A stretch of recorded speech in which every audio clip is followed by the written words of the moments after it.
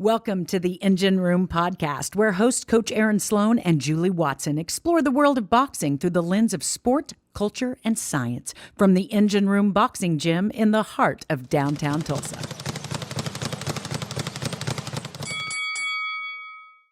Our guest today is James VanDemark, professor of double bass at the University of Rochester's Eastman School of Music. James is also a performer, producer, entrepreneur, and accomplished boxer who has been featured in the Wall Street Journal, the New York Times, and ESPN's E60. James began his boxing career in his 50s and was immediately intrigued by the intersection between boxing and playing music. Since that time, he has introduced many of his music students to the sport with great results in both their personal and professional lives.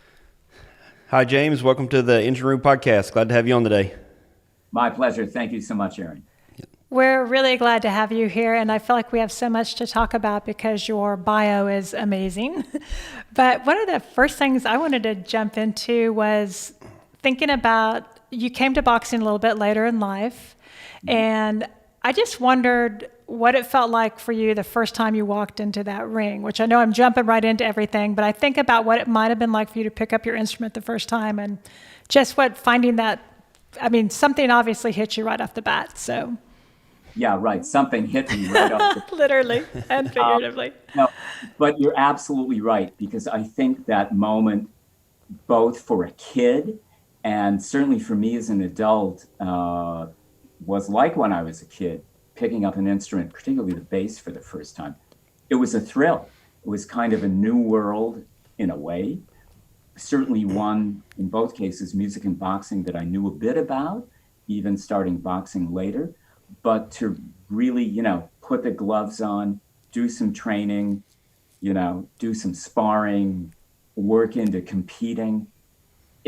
It was great. And honestly, one of the great things that sustained me, you guys probably see it at your gym all the time, is to see a kid put on the gloves for the very first time. Yeah. They're so thrilled. It's a whole new thing. And I kind of felt like a kid in a candy shop, but I didn't know what the candy was going to be, right? And it was thrilling to go, in my case, to rock boxing here in Rochester, New York for the first time. And honestly, yeah, I know it's a lot of work, but the excitement and the joy of it hasn't diminished at all. So, Well, what made you actually decide to go the first time? Were you going just to get in shape? Did you know that this was going to have an effect on your music? Were you looking for that boxing and music tie-in, or what made you actually decide to break the ice and go do that? Yeah, great question. I didn't even know there was a music and boxing tie-in. I kind of discovered that along the way and pretty quickly. But basically it was to get in shape, and also because I loved watching boxing. Again, since I was a kid, watching the fights on TV with my dad. But I kind of wanted to see what it would be like. And along the way began to discover so many relationships between boxing, music, training, practicing, all sorts of things at different levels, getting into the ring, being confident on the stage. There's a whole lot in common.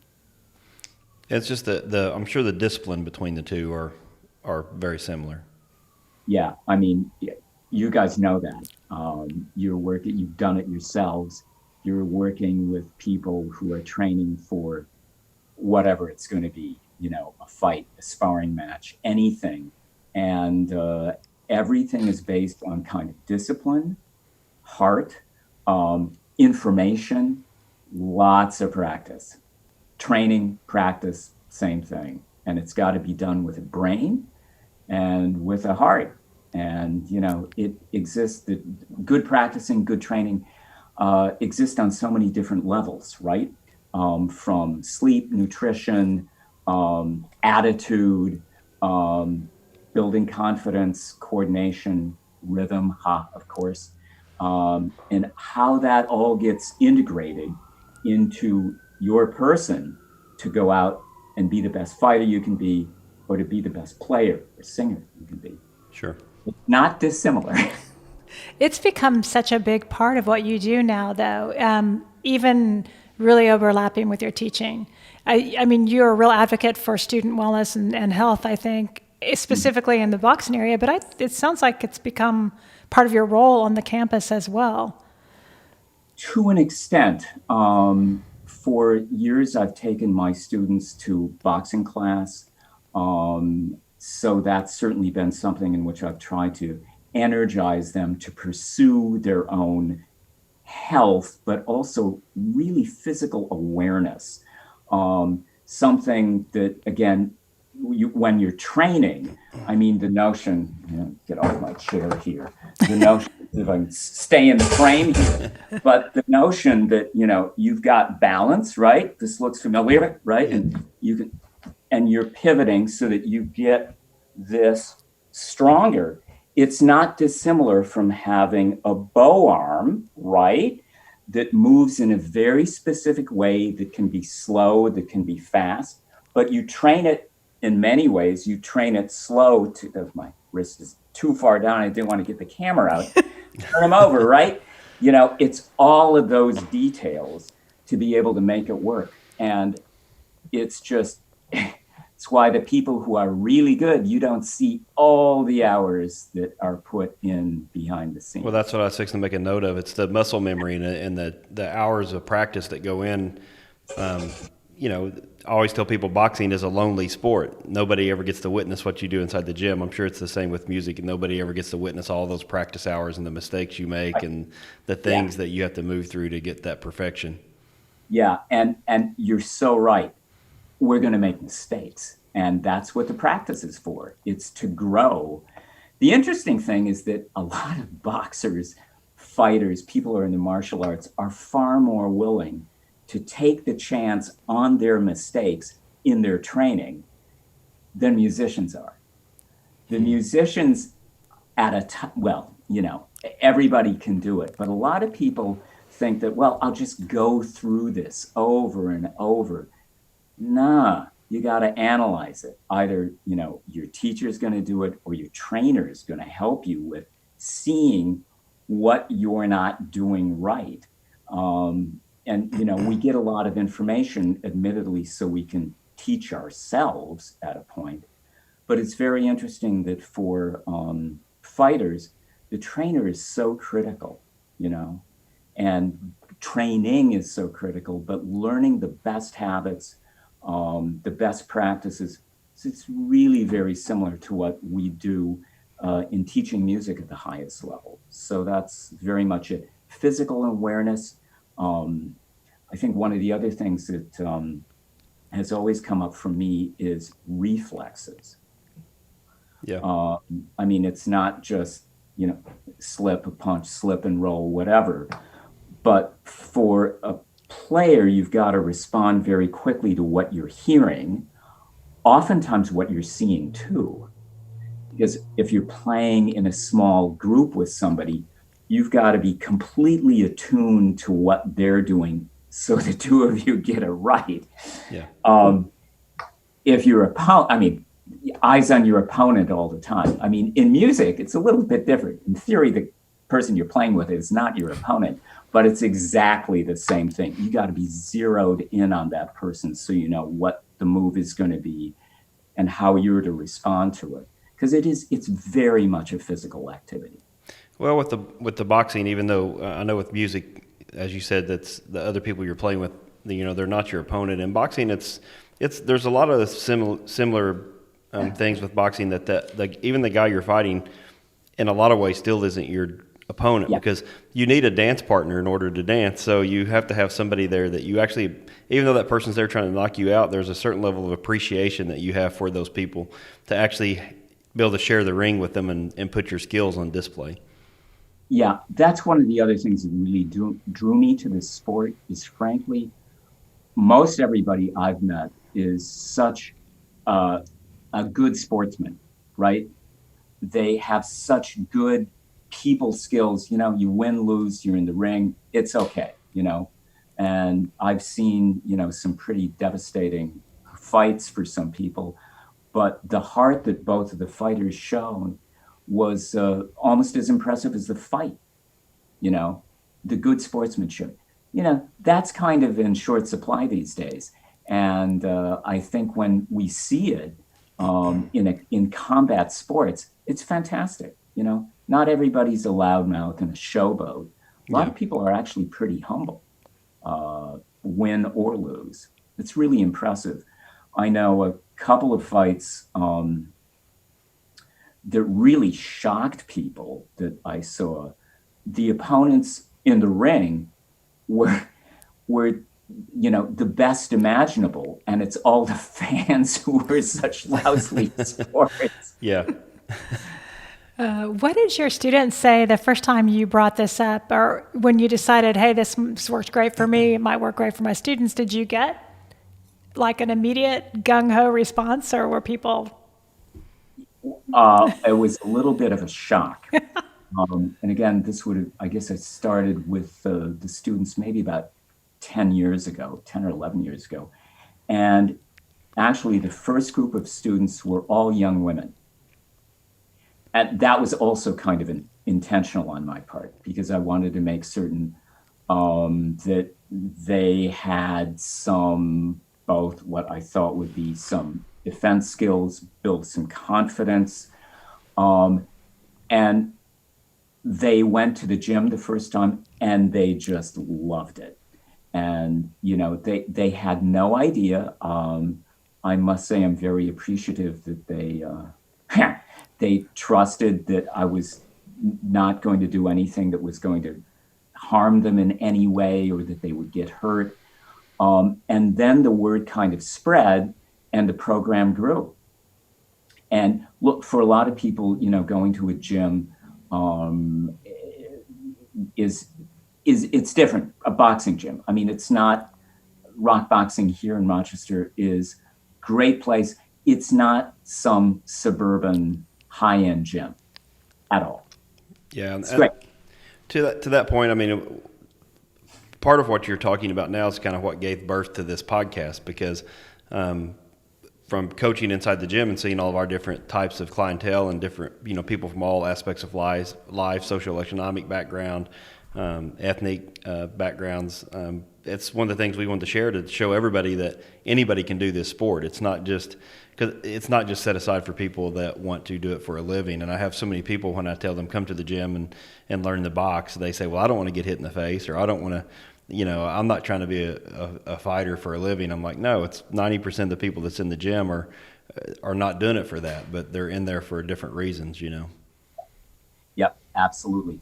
And I think most of the students that have done it have found that reason, that have continued with it. They've found a very distinct connection or connections to what else they do in their lives, whether it's going to be music, just staying healthy, any number of reasons to do it. And again, it's not just like going to some exercise class somewhere else. It is a different thing. And I think that's what's most appreciative. What I've seen is why the students are most appreciative for it, because it's a change of scene for many people from what certainly they imagined it would be. And oftentimes, I'm certain it's the case at Engine Room, so people who may have never done this before are still there exercising, but the lady that's in the next ring is training for a fight, right? So you're exposed to this and you're seeing somebody who's got skills that are really awesome. That's a real thrill. Yeah, for sure. And if you go to some other places that don't do anything like that, you'll never see it. Yeah. You can see somebody who does more push-ups and lifts a little more weight. Nothing against that.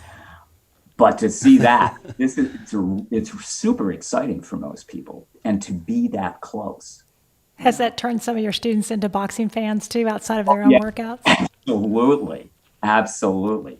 Yeah, so I've got a couple of students who become real fight fans. That's awesome. Very, very thrilling for me to see too. What are you currently keeping up with the boxers that's going on now, or do you mostly like the older style fights? Do you have anybody in particular that you watch right now, or? Sure. I mean, I'm always sort of a follower of the smaller guys in the sport. So Lomachenko, who Yeah. just lost to Teofimo Lopez in an amazing fight, to say the least. But I guess one of the reasons I've really enjoyed watching Lomachenko is that the agility is just ridiculous. The footwork is so amazing. Apparently, his father had him learn. I'm not sure if it was ballet, but I know that it was folk dancing at a very high level, and he studied it for several years. So the footwork, in any of his fights has been amazing. And Lopez is equally amazing. Younger guy, admittedly, but they're both very hungry to do it. One of my friends has worked a lot with Billy Joe Saunders in the UK, who's super middleweight. I don't know what his ranking is now, but another guy with amazing defensive skills, which I like. It takes slipping a punch and things to a new level. It's kind of like Lomachenko. He's able to get out of circumstances so easily, which I've always found, pretty amazing. Like Willie Pep used to do years and years ago. Great defensive fighters who also had an offense. So that's somebody else that I follow. But I watch all sorts of folks.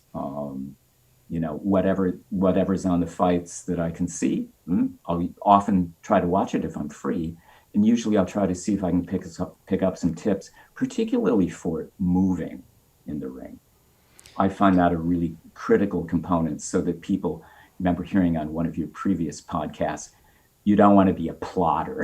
Yeah, exactly. You want to have someone who's really nimble. It's funny, speaking of rhythm and dancing, the other day I found on YouTube this old clip of Gene Kelly and Sugar Ray Robinson tap dancing. Oh, really? Well, it's unbelievable. Sugar Ray is with him like that. It's amazing. You can find it. Yeah, I'll look that up for sure. Yeah, Very just cool. so I like seeing that, because it also speaks to what this kind of training, I think, can do for one's overall well-being.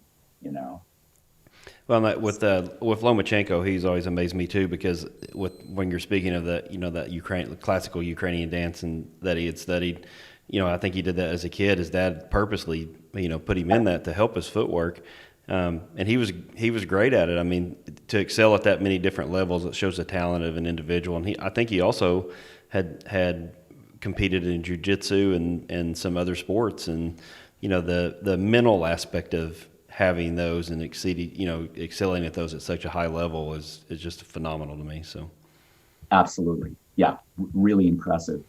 Some of the other fighters that I've followed pretty closely, one's just recently retired, Brian Vilorium, the Hawaiian Punch, who had been the flyweight champion of the world a couple of times, and again, absurdly fast reflexes and things. Which is something that you see in the flyweight divisions and lighter weights.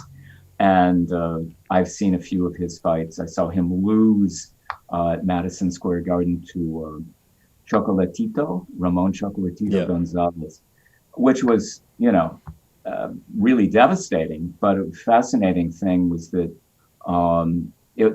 the fight was called late in the rounds, and yet what happened right away was that Chocolatito was right over there, making certain that Brian wasn't too badly hurt, and helped him out. It's amazing. So, that's one thing. But I've seen Brian train a lot. When I've been to Los Angeles, I usually will go train at Wildcard, which is also very interesting, because again, you never know whom you might see there. That's not why I go. I go there because it's convenient to usually where I stay. It's actually kind of a more difficult place to train because it's so crowded. Yeah. You got to wait in line to get, to the bag and whatever. But it's, it's a trip.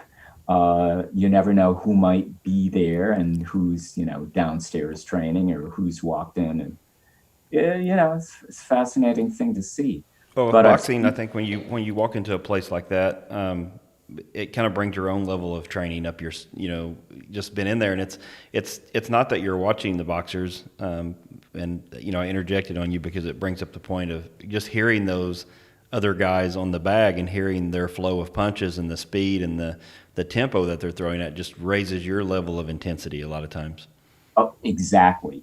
And I think to see some sort of practice sparring matches between pros there is also, a real eye opener. And yeah, you can see it. The other thing that's amazing with a good fighter is you can hear it. Yeah. Boom, uppercut that, that was sparring. Ha! Pretty impressive. That's something that's also interesting. And when you've heard, from a trainer yourselves, how to do it, how to rotate and get some of the momentum behind the punches, and you see it from a pro or several pros really up close, several times over, it's a really great lesson, right? Yeah. Have you made it a habit of seeking out boxing gyms? I know that you love travel and food, and I think when I travel, I will go look for one of the better restaurants or try to find, do you look at it that way and look for the best boxing gym or? I do, absolutely. So that, and everyone is a little different and they're all pretty similar too.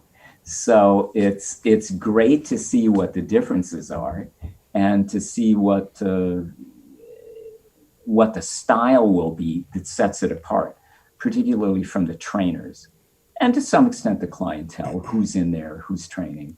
But there's a remarkable similarity. And the other thing that's really almost universal, they're all very welcoming. Almost universal.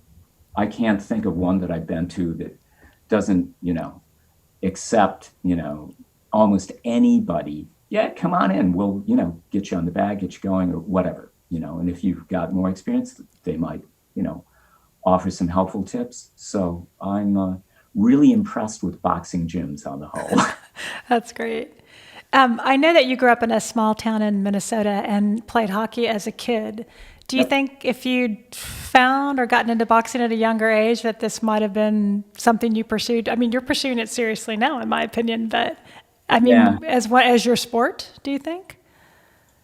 Well, who knows? I wish I could go back in my time machine, but that's regrettably not going to happen. I think I could have. I know that my dad had done some boxing as a young man, which is pretty common for men who grew up in the 20s and 30s and 40s. And he was always, frankly, he was always trying to encourage me to throw more punches in the hockey games, right? You went to a hockey game and a boxing match broke out. It's the usual thing. Yeah. And I was actually pretty reluctant to do it. Times have changed. Yeah. And I think it was just sort of the circumstance of my own upbringing. But certainly, if I had to do it over, maybe. It's so interesting seeing some of the younger folks at Rock Boxing who've either been in Golden Gloves, recently got out of Golden Gloves, or even 5 years ago did it. A couple of them were approached to turn pro, and they debated about it, and they said, well, maybe I won't, but I'll stick with boxing. And they've done that, and they've been very happy with it. And, I know a couple of people who did have some sort of shorter pro careers. It's, it's a thrill, I'm certain. And I guess it would be something, if I had a chance, maybe I would have done briefly. But as a pro, it's admittedly a little bit more risky for a variety of reasons, both in the moment and then long term. Hard to say. I think it's really one of the things I love about you're taking it up is that I think people don't realize that it can be a lifelong sport. It's kind of what you're saying there. I think people get into it and they either fight as an amateur or pro, but is this something you take up for fitness? And you are a clear example of, it's a great lifelong sport, really. Oh, yeah, absolutely. I mean, there are, of course, masters divisions, and I know a bunch of people who do that. And, it's great. Again, people from all walks of life, men, women, and, they find it just as exciting as I do and talking to you about it. And so it's really something I think that's, commendable for anybody to try. But you actually get it in spar or have in the past, and you do get into the contact side of it yourself, though, correct? Oh yeah. Absolutely. The challenge for me, it has been to find someone even within 10 years of my age. This is masters boxing. Sure. Rules. I'm 68. And the challenge is to find someone who's also even vaguely close to 128 pounds at 68. Not too many. So usually what happens, I don't think I've ever even sparred with maybe once, with someone who was within 30 years of my age. Yeah. So my usual sparring partner was the New York State welterweight Golden Gloves guy about 8 years ago. Yeah. And, admittedly, he cuts me some slack, but not much. I was going to say, I bet not a lot. I don't think. Much. And also, if I decide to press it, he does it back. And, he's a friend, Tim Kelly, and we get along very well. I have tremendous respect for him as a person, as a fighter, everything. And he's given me a couple black eyes, and that's fine. I've also knocked out one of his teeth and done a few other things. Not that we're fair. He's much better than I am, but it's well, just because you guys are such great friends, I mean. Yeah, it's part of what's supposed to happen. It's the risk you take, and so what? I mean, the reward is infinitely better than that small risk. But you're not walking into any of your classical music performances wearing a big old black eye, are you? That's happened. Yeah. So that has happened. It's all right. It's a badge of honor. Yeah. Right? Conversation starter, huh? That's for sure. But no concerns about your hands, because I do think it is relatively easy to injure yourself if your whole career is wrapped around your hands like yours is. Yep. No. I mean, I've been taught by Coach Dom Arioli, who runs Rock Boxing and has been my principal trainer for years, really how to wrap up very well. And, part of it is also learning exactly, how to hit rather than, that sort of thing, so that everything is a very strong direction, minimal risk if you do it right. And I practice that to minimize the risk, as well as I hope, delivering a better punch. So that I think, again, technique counts for a lot.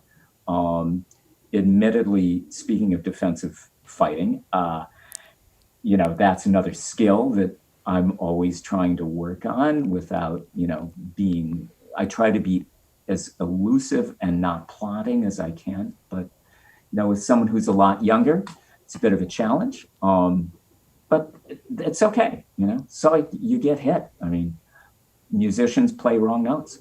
One of the things, I'm a little more critical on some of the fitness boxing programs than what you were. I'm glad people are getting in exercising, but this becomes one of my criticisms of that, because I think boxing is so misunderstood as a sport in general, and then even once you're in it, they start realizing how complex it is to actually break that down and understand it. But people are so nervous about going into a real boxing gym. I'm going to say real boxing gym without, hopefully not offending somebody, but like you're saying with rock boxing or somebody where there's actual fighters in there, and it's a different environment. It's not it's not a YMCA cardio Yeah. boxing program. And so people go there because they feel less, they'll go to one of those exercise boxing programs because they feel less intimidated and they think that it's more safe, but they're actually putting themselves in harm's way a lot of times by risking injury because they haven't been trained how to wrap their hands properly or to throw the techniques properly. And they're more of at risk of hurting themselves sometimes than they are of somebody else hurting them. And that keeps them out of the coming to a gym like mine or to rock boxing sometimes. You are 100% right. Absolutely. The people who come in, the casual, amateur student first couple of times, it's really critical that they hear exactly how to do it. Yeah. You're right. They are a greater risk. They're a greater risk to themselves than they are to anyone else. So I know we're not really in normal times right now with COVID-19 and the pandemic, but under normal circumstances, do you have a hard time fitting your workouts into your teaching schedule? Tell me what a normal week would be for you when we aren't like we are right now. Oh yeah, how I wish it was about a year ago, right? It's crazy. So usually, I'll be at the gym itself 3 to 4 times a week. And usually I have one session with Coach Dom and then another one with Tim Kelly. Sometimes another one with whomever. Then I'd often would be there one other time just to train. And on a couple of other days, I'm doing road work on my own, shadow boxing. I mean, the usual sort of stuff at home, outside, jump rope outside, whatever. So there was a lot of it, but I often try to have those things. I mix it up actually, sometimes in the morning, and then sometimes after I'm done at the end of a teaching day and a day of practice. But I try to spread it out through the week, and certainly there's at least 5 sessions a week, 3 with the trainer under ideal circumstances. And have you had to kind of adjust some of that too, as well as your teaching and other things with what's going on now, or? Oh, yeah. Right. So gyms are back open. So for a while anyway. And so I've been back at the gym about once a week, just because also with the pandemic and remote teaching, which is, everyone thought it would be, much easier. It's so much harder, and the scheduling is much harder. So I actually find I'm spending more time with my students at strange hours, I should say. So even though I'm only able to be at rock boxing maybe once, most twice a week, I'm doing other stuff at other odd times. I'm doing a lot more running, a lot more road work, and a lot more stuff here. I mean, sometimes I train in my studio. I'll make a point on the boxing gyms real quick, just to, and I'm sure that rock boxing has noticed too. I think the boxing gyms, I feel like I get kind of a little bit lumped into the negative category of being a gym and been open and listed on these hot places that spread the virus. But with the boxing gym, it's so much different. I mean, you can do so much one-on-one training that you can come in where there's not very many people around. And then secondly, we're mostly soft surfaces inside of a boxing gym, and viruses don't live as long on soft surfaces. And everybody has their own equipment with their gloves covering their hands, so that contact is less. And if you're on a bag by yourself and you're distanced away from people and you've got your hands covered, I mean, to me, it feels like a much, there's risk involved, of course, but it's a much safer environment than a lot of gyms would be, where you're handling weights that somebody else has handled and things like that. Absolutely. And that's exactly what happens now here at rock boxing. I mean, when I'm there in the morning, I'm usually the only person there along with Coach Dom. Yeah. That's, it's a small place, relatively small place. So that's okay. And they'll have, when they do have a class, there's minimum number of people. They'll have their own bag. They're socially distanced and everything. So it's really quite safe. It's not going to be a spreading circumstance at all. Yeah, that's why I feel here. So. Yeah, no, it's good. And I know that, the Coach Dom and the other people there, as I'm certain at your gym, are really very, conscientious about taking care of the place. I mean, we all want to stay open. We all want to train. So, it's like we're all invested in it together if you're part of a Yeah. journey like yours. So that's really great. Well, we're getting to the end of our time here, and I feel like there's so much more to ask you. But before we let you go, did you have anything else you want to share about your music or boxing? And also, what's the best place to find out more about you for people that are curious, which I think people will be? Sure. Yeah, if they are. Well, first of all, I guess I'd just say that one of the things that's also, as you both have mentioned, that's so fascinating is the training in boxing is usually done in rhythm. The training in music is usually done in rhythm, and it's best done in rhythm. So that the muscle memory, the kinesthetic memory that we're trying for in learning things, we've got various things that we want to do, but you learn it basically in some sort of rhythm, whether it's, 1, 2, 1, 2, 3, whatever, as well as learning speed bag, jump rope, kind of anything. And it's the breaking it down, learning, analyzing. It bears an uncanny resemblance to it. And someone I know told me that fighting in the ring is like a chess game on steroids. Yeah. It's really fast, and you've got to think and move and do everything super fast, which is, I think, fantastic to imagine that, understanding that that's what you're training for, slowly, right? Which is sort of what happens in music too. You break it down, you analyze it, you practice slowly, it's in rhythm, and eventually you develop, the skill, the brains, and the heart to go with it to make it as effective and beautiful as you can make your boxing flow as well as you can. Well, the note I'll put on there before we get out is that one of our coaches here, with boxing, everybody has basically the same punches. You learn a jab, you learn a straight right hand. I have the same punches that you have and that Floyd Mayweather has, and what we do with them are completely different. And I'm sure it's the same with music. You can learn the notes, but that doesn't make you necessarily great on that instrument. Everybody has different things. And one of our coaches here is Coach Kevin, who's actually sitting in with us today in the background, listening to what we're doing. But he always says you have to put your own stink on it. So, I think it's what people do with that rhythm. The rhythm was what creates the boxer, and I'm sure what creates the musician, the improv that you put in, and the feeling that you put into it is what separates everybody out. It's not just knowing the punches. Knowing the punches and knowing the notes is not enough. It's what you do with them that makes each individual different, I think, and that's the fascinating to me. Amen. Couldn't have put it better. Can't wait to see you guys in Tulsa. Yeah, I look forward to having you in. You have to come perform with our symphony. Then we can do a whole tour with you there. Oh, so best place to find you, is it on the Eastman School of Music website as far as the general information?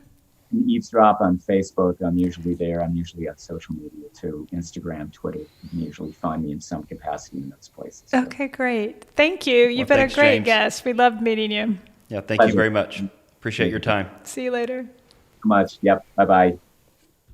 Thanks for joining us for this episode of the Engine Room Podcast with hosts Coach Aaron Sloan and Julie Watson, brought to you by Engine Management and Promotions. I'm Susan McKinney. The Engine Room Boxing Gym in Tulsa, Oklahoma offers competition and fitness training, as well as Ready to Fight Parkinson's-specific boxing. Designed by Coach Sloan, Ready to Fight is the official therapy boxing program of USA Boxing. For more information on all of our programs, visit engineroomboxing.com.